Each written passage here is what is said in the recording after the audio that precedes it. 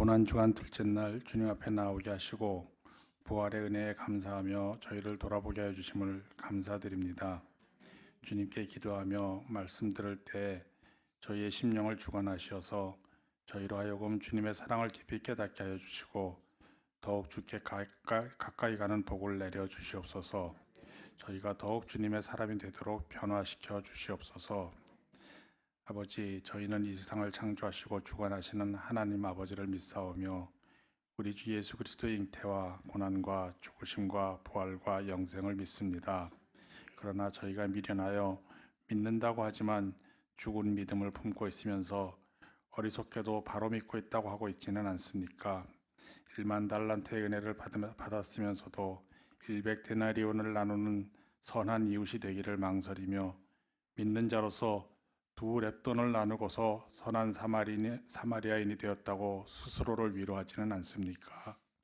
아버지, 믿는다고 하면서도 죽은 사람인 자기의 옛사람을 붙들고 허공을 치는 분투를 하는 저희의 죄악을 용서하여 주시옵소서. 주님께서 저희에게 필요한 것을 주실 때 그것이 재물이든지 건강이든지 심지어는 어떤 괴로움일지라도 주님께서 저희를 택하시어 주님의 뜻을 이루도록 선한 청지기로 맡기셨음을 저희가 깨닫고 주의 바라시는 바를 깨달아 지혜롭게 사용하는 은혜를 내려 주시옵소서. 혹시 저희가 바라고 쫓는 것이 주님 앞에서 짧은 이 세상에 매몰되어 있는 것은 아닌지, 주님 앞에서 어떤 의미가 있는 것인지 잘 판단하는 지혜를 주시옵소서. 주님, 저희가 어리석사오니 생활의 매 순간 주님의 뜻을 알게 하여 힘쓰게 하여 주옵소서. 늘 말씀을 보며 말씀을 듣게 힘쓰게 하옵시고 쉬지 않고 기도하도록 저희를 주장하여 주시옵소서. 저희가 날마다 주님 앞에 나아가며 기도하게 하시고 모든 것을 주 앞에 내어놓고 간구하여 주의 뜻을 따르게 하여 주옵소서. 저희를 변화시켜 주옵시고 그 변화가 이웃을 변화시키게 하옵시고 지역과 나라를 변화시키게 하여 주옵소서. 오늘 이 자리에 모인 저희뿐만 아니라 나라 곳곳에서 같이 모이는 이들에게 성령 충만케 하옵시고 교회가 이 나라를 살리게 하여 주옵소서. 정치적 안정이나 경제적 평안함을 위함이 아니라 이 나라, 이 백성이 주님의 택하신 은혜를 깨닫지 못하고 타락하고 있음에 저희가, 교회가 마음에 그치지 않는 고통을 느끼게 하옵시고 이 땅에 주의 나라와 의가 온전히 이루어지도록 기도하며 애쓰게 하여 주옵소서. 주님, 이제 저희가 말씀을 받고자 합니다. 저희의 마음을 옥토와 같이 준비시켜 주시고 활짝 열어주시기를 구합니다. 고난과 부활을 통하여 저희에게 주신 구원의 은혜에 다시 깊은 감사를 드리며 부활의 소망 가운데 기쁨을 다하여 찬양케 하시고 말씀을 주실 때 온전히 받고 깨닫게 하여 주옵소서. 저희의 생각과 주장대로 받지 않게 저희를 인도하여 주옵소서. 주께서 주시는 뜻대로 받게 하여 주시옵소서. 예수님의 고난과 부활이 저희에게 살아있는 믿음이 되는 복을 내려 주옵소서. 주 앞에 나와 싸우니 피곤한 육체를 강건케 하시고 잠들고자 하는 심령을 깨워주시고 성령 충만한 주님의 사람이 되게 하여 주시옵소서. 하나님 아버지의 선하심과 인자심이 저희와 함께 하시고 주님의 이름으로 모인 모든 모임에 충만하시며 혹 이런 자리에 나오지 못하였을지라도 주님을 믿는 모든 이들에게 충만하시기를 간구합니다. 참된 믿음을 주옵소서. 모든 말씀 예수님의 이름으로 기도드립니다. 아멘. 오늘 우리에게 주시는 하나님의 말씀은 신약 성경 마가복음 14장 12절부터 26절까지의 말씀입니다. 신약 성경 마가복음 14장 12절부터 26절까지 말씀, 우리 다 함께 한 목소리로 봉독하겠습니다. 무교절의 첫날 곧 유월절 양 잡는 날에 제자들이 예수께 여짜오되 우리가 어디로 가서 선생님께서 유월절 음식을 잡수시게 준비하기를 원하시나이까 하매 예수께서 제자 중에 둘을 보내시며 이르시되 성내로 들어가라. 그리하면 물 한 동이를 가지고 가는 사람들을 만나리니 그를 맡아서 어디든지 그가 들어가는 그 집 주인에게 이르되 선생님의 말씀이 내가 내 제자들과 함께 유월절 음식을 먹을 나의 객실이 어디 있느냐 하시더라 하라. 그리하면 자리를 펴고 준비한 큰 다락방을 보이리니 거기서 우리를 위하여 준비하라 하시니 제자들이 나아가 성내로 들어가서 예수께서 말씀하신 만나 유월절 음식을 준비하니라. 다 앉아 먹을 때에 예수께서 이르시되 내가 진실로 너희에게 이르노니 너희 중에 한 사람 곧 나와 함께 먹는 자가 나를 팔신대 그들이 근심하며 하나씩 하나씩 나는 아니지요 하고 말하기 시작하니 그들에게 이르시되 12 중에 하나 곧 나와 함께 그릇에 손을 넣은 자니라. 인자는 자기에 대하여 기록한 대로 가거니와 인자를 파는 그 사람에게는 화가 있으리로다. 그 사람은 차라리 나지 아니하였더라면 자기에게 좋을 뻔하였느니라 하시니라. 그들이 먹을 때에 예수께서 떡을 가지사 축복하시고 떼어 제자들에게 주시며 이르시되 받으라 이것은 내 몸이라 하시고 또 잔을 가지사 감사하기도 하시고 그들에게 주시니 다 이를 마시매 이르시되 이것은 많은 사람을 위하여 흘리는 나의 피 곧 언약의 피니라. 진실로 너희에게 이르노니 내가 포도나무에서 난 것을 하나님 나라에서 새 것으로 마시는 날까지 다시 마시지 아니하리라 하시니라. 이에 그들이 찬미하고 감람산으로 가니라. 아멘. 목사님 왜 평소에는 특별 새벽 기도회를 안 하시고 고난주간에만 하십니까? 지난주일에 이런 질문을 받았습니다. 그래서 제가 뭐라고 대답할게요? 고난주간이니까요. 이렇게 대답을 했습니다. 평소에 못하시더라도 고난주간에 특별한 은혜를 하나님께서 주실 줄 고대하면서 귀한 시간이 되시기를 바랍니다. 라고 그렇게 대답을 했다고요. 여러분들에게도 그와 같은 은혜가 있으시기를 원합니다. 오늘 말씀이 바로 그런 내용입니다. 예수님께서 제자들하고 유월절 명절을 어떻게 지내시게 되는가 하는 이야기입니다. 유월절은 유대의 달력으로 보면 니산월이라고 부르는 굳이 숫자로 헤아리자면 그들의 첫 번째 달이 됩니다. 그들의 달력으로는 첫 번째 달이고 오늘날 우리식으로 이렇게 변환을 하면 이맘때쯤 됩니다. 한 4월 달쯤 되는 그들의 첫 번째 달 14일이 유월절이 됩니다. 그래서 그들의 하루는 저녁부터 밤이 먼저 지나가고 그리고 낮이 채워지는 그 하루 24시간이 하루가 되기 때문에 그들의 유월절은 그 니산월 14일 해질녘으로부터 시작돼서 15일 저녁에 이를 때까지가 그들의 하루 유월절이 됩니다. 그리고 무교절은 유월절 다음 날이기도 한 15일부터 한 주간을 무교절로 지킵니다. 그렇기 때문에 유월절이 무교절 한 주간의 무교절의 이제 시작이 되는 시점이라고 할 수가 있죠. 12절을 보면 무교절의 첫날 곧 유월절 양 잡는 날, 그러니까 밤에는 일을 하지 않으니 14일이 지나고 15일이 되어서 동이 트면 그들이 해야 될 일 중에 하나는 양을 잡는 일입니다. 양을 잡는 일은 간단한 일이 아닙니다. 지난 여름에 제가 몽골에 한 주간 다녀올 일이 있어서 갔을 때 그곳에서 한국 목사님들 몇 분 오셨으니 양을 잡는 그 방식을 유대식으로 그대로 재현해서 보여주시겠다고 해서 가까이에서 봤는데 참 어떻게 보면은 그 성경의 의미가 느껴지면서도 참 끔찍하다고 할까요? 좀 눈앞에서 이렇게 어린 양이 잡게 되어지는 어린 양 잡는 것을 이렇게 보게 됩니다. 그때도 말씀드린 것 같은데 이렇게 목 밑에를 조금 찢어내고 손을 집어넣어서 이렇게 숨통을 끊습니다. 근데 아무 소리 안 해요. 그냥 정말 잭소리가 없이 그대로 죽습니다. 그리고는 이제 이렇게 잡게 되어지는 과정을 보는데, 이 어린 양을 잡는 그들의 음식이 있죠. 어린 양, 그다음에 쓴 나물, 그리고 무교병, 즉 누룩을 넣지 않은 빵을 먹는 그 절기를 기념하는 이유가 뭡니까? 그것을 기념하는 것은 바로 유월절을 통해서 오늘 본문에 계속 말씀하신 예수님의 십자가 사랑의 의미를 그들로 하여금 분명히 기억하고 깨닫게 하시기 위함이다 하는 겁니다. 저는 오래전에 여러 해 동안 어느 집안의 어르신 그 기일에 예배를 인도하러 간 적이 있습니다. 그러면 그 음식이 토란국을 바탕으로 한 그 수제비를 한 그릇 이제 먹는 게 그날의 그 가정의 음식이에요.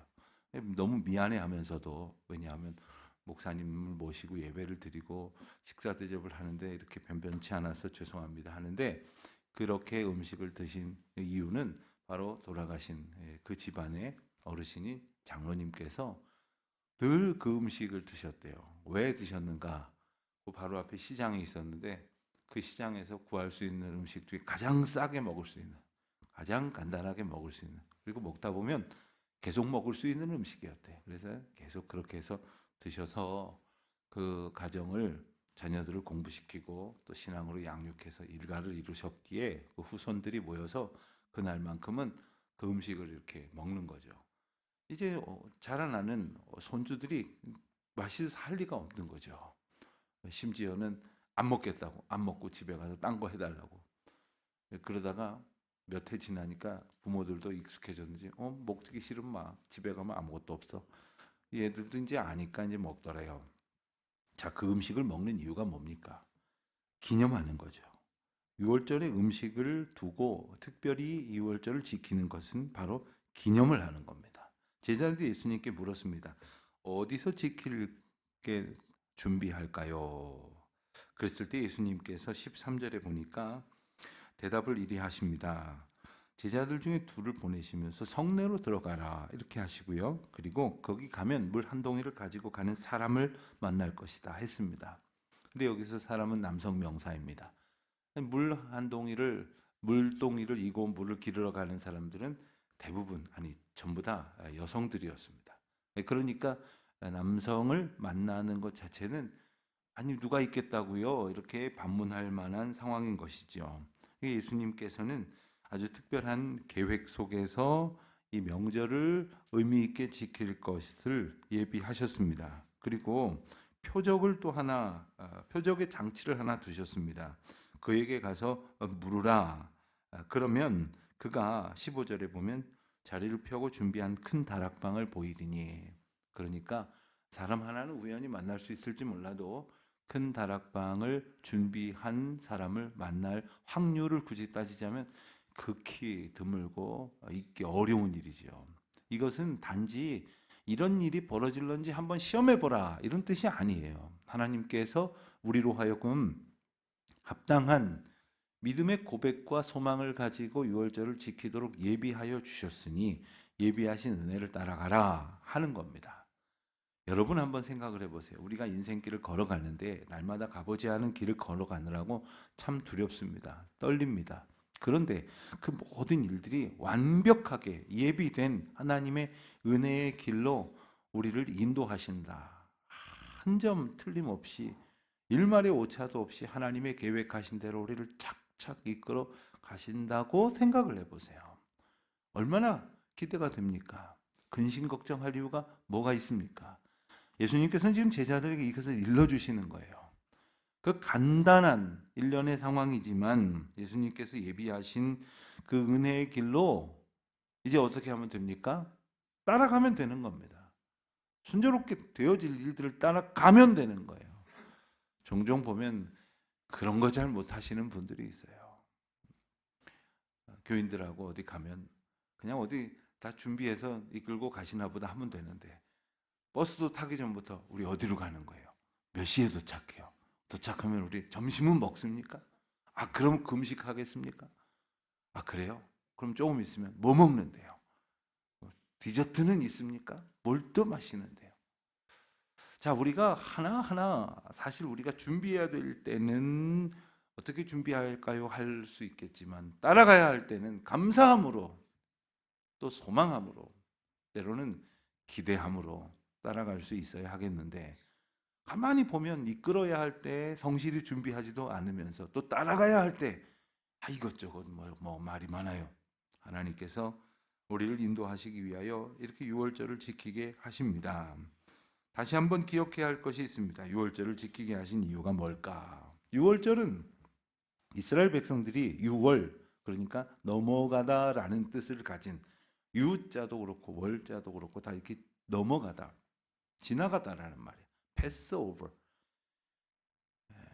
애굽에서 나오던 바로 그날 밤에 모든 가정에 첫째 난 것을 죽임으로 하나님께서 심판하셨어요. 그것은 모두가 죽어야 된다는 것을 일러주시기 위해서 그 첫째 난 것, 사실 그 맞이는 전체를 대표하는 거거든요. 사실 우리나라 전통적 생각 속에서도 그런 것이 있었던 모양이에요. 성경도 안 읽었을 텐데 어떻게 알았을까요? 큰애는 서울 보내야지.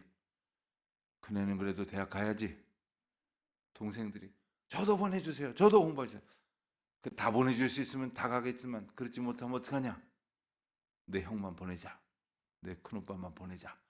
이런 드라마 보셨죠? 저만 봤나요? 그런 습성들이 이 맞이를 보내는 것은 모두가 이제 집안을 일으킬 수 있는 길이다. 이런 생각이 저변에 있었기 때문이죠. 사실 맞이가 죽는 것은 모두 다 죽는 것을 의미하도록 하신 하나님의 특별한 심판이었습니다. 모두가 죽어야 됨에도 불구하고 그런데 하나님께서 천사들을 통하여 그 길을 예비하시고 일러주셔서 명하신 대로 어린 양의 피를 문설주와 좌우 임방에 바른 그 집은 하나님께서 명하신 대로 순종하였던 표로 죽음의 사자가 넘어갔다는 거예요. 패스오버 했다는. 그래서 죽음을 면케 되었던 것, 그래서 구원을 얻게 되었던 것을 기억하도록 유월절을 지키게 하신 것이지요. 자, 그런데 이렇게 유월절을 준비하시면서 예수님께서는 갑자기 아주 기가 막히고 당황스러운 그런 말씀을 하십니다. 배신을 예언하신 것이에요. 너희 가운데 하나가 나를 팔리라. 그것도 말씀하시기를 18절 하반절에 보면 너희 중에 한 사람 곧 나와 함께 먹는 자가, 그리고 20절에서는 더 자세하게 말씀하시기를 곧 나와 함께 그릇에 손을 넣는 자니라. 여러분, 여러분이 아는 분 중에 가장 나 이런 사람도 알아 이렇게 좀 자랑하고 싶은 분이 누가 혹시 있으시겠어요? 유치하게 한번 잠깐 생각을 해보면 나 이런 사람도 알아. 그런데 그 사람하고 밥 한 번 못 먹어봤다면 그거 하는 거 아니에요. 그거 별로 친한 거 아니에요. 진짜 가까운 사이는 그래도 밥도 같이 먹고 이렇게 가깝게 삶을 나누는 거죠.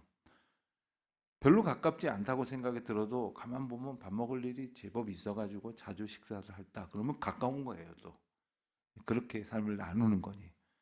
밥 먹는 거는 그래서 참 별거 아닌 것 같지만 소중한 거죠. 그래서 언제 한번 우연히 만난 사람한테 언제 한번 밥 한번 먹읍시다 하면 그만큼 친한 건데요. 실제로는 밥을 안 먹잖아요. 그럼 그만큼 안 친한 거래요.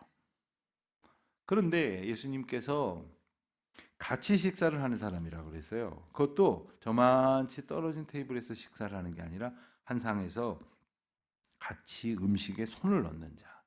이런 생각을 해보시면 여러분들 그 식당에 가서 이렇게 보면은 식전빵 같은 거 이렇게 한 바구니에 이렇게 나와 있죠. 여러 사람이 같이 이렇게 먹을 만큼 그렇게 한 서너 사람 한 상에 앉게 된 정도로 가까이 지금 앉아 있다는 거예요. 그런데 생각을 해보십시오. 우리가 살면서 저마다 배신 비슷한 거를 당한 적이 있을지 몰라요. 그러면 정말 속이 상하죠. 잊을 수가 없는 거죠. 누구한테 말도 못하고 막 평생을 통해서 지워지지 않은 상처가 될 것입니다. 예수님께서 바로 그런 상황을 통해서 지금 팔리우시게 되었다고 말씀을 하시는 그 이유가 뭘까요? 너희 중에 하나라고 분명히 말씀하셨는데 모두에게 들려주시는 말씀이 뭘까요? 바로 그 하나가 아니라 모두가 얼마든지 그럴 수 있다는 것. 모두가 얼마든지 누군가에게 상처 주고 배신할 수 있다는 것. 그리고 놀랍게도 그 대상이 바로 나의 주, 나의 하나님일 수 있다는 사실을 우리는 분명히 기억을 해야 한다는 거예요. 저는 아닙니다. 저는 절대로 그럴 리가 없습니다. 저는 어렸을 때부터요, 어머니 뱃속에서부터 교회 다녔고, 그리고 지금까지 한 번도 교회를 떠난 적이 없습니다. 몸은 그랬겠죠. 발걸음은 끊어지지 않았을지 몰라요. 그러나 때로 하나님 앞에 범죄하였다면, 하나님 앞에 배신의 마음을 먹었다면, 그리고 하나님을 원망하고 불순종했다면 날마다 배신을 하는 것이 아니고 무엇이겠습니까? 오늘도 하나님 앞에서 얼마든지 내가 그럴 수 있는 존재라는 사실을 다시금 일깨워 주시는 주님의 은혜를 기억하면서 그렇지 않게 될 수 있는 방법은 뭐겠습니까? 그보다 더 크신 하나님의 사랑을 계속해서 기억하고 또 간직하도록 기념하여 유월절을 지키는 이들처럼 기념하여 이 하루를 주님의 날로 살아가는 믿음의 기쁨이 있어야 하는 것이지요.